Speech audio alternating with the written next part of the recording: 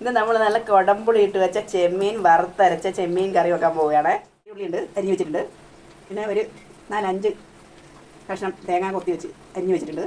2 പച്ചമുളക്, കറിവേപ്പില, ഇഞ്ചി വെളുത്തുള്ളി ചതച്ച് വെച്ച് ചട്ടി വെക്കാം. ചട്ടി ചൂടായിട്ടുണ്ട്. അതിലോട്ട് ഇത്തിരി വെളിച്ചെണ്ണ ഒഴിക്കാം. കടുക് ഇടാം. കടുക് പൊട്ടിയിട്ടുണ്ട്. ഇനി കറിവേപ്പില ഇടാം. കൊച്ചുള്ളി,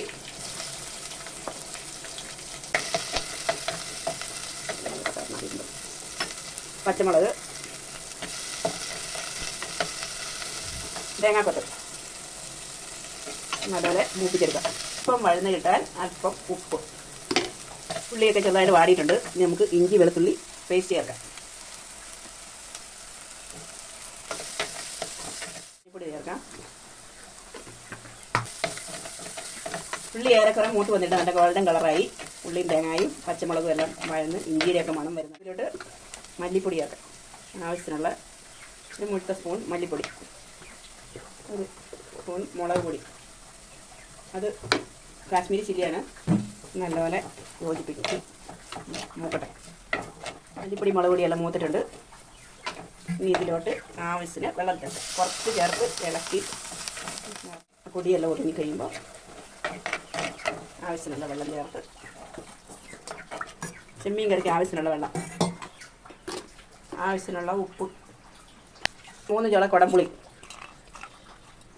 അത് ഇതിലിട്ടിട്ട് നല്ലപോലെ തിളയ്ക്കണം. ആയിട്ട് വെട്ടി തിളച്ച് വന്നിട്ടുണ്ട്. ഇനി നമുക്ക് ഇതിനകത്തേക്ക് കഴുകി വെച്ചേക്കുന്ന ചെമ്മീൻ ചേർത്ത് കൊടുക്കാം. ഇത് അരപ്പെല്ലാം നന്നായി തിളച്ച് വന്നിട്ടുണ്ട്. ഇനി ഇതിലോട്ട് നമ്മൾ 1/2 കിലോ ചെമ്മീൻ നല്ല വൃത്തിയാക്കി കഴുകി വെച്ചിരിക്കുന്നത് ചേർത്ത് കൊടുക്കാം. ഇനി ഇത് അടച്ച് വെച്ച് വേവിക്കാം. ഒരു മുറി തേങ്ങ വറുത്ത് വെച്ചിട്ടുണ്ട്. അത് ഒരു ജാറിലിട്ട് വെള്ളം തൊടാതെ അരച്ചോണ്ട് വരണം. ഇത് വന്നിട്ടുണ്ട്. ഇനി ഇതിലേക്ക് വറുത്തരച്ച തേങ്ങ ചേർക്കാം.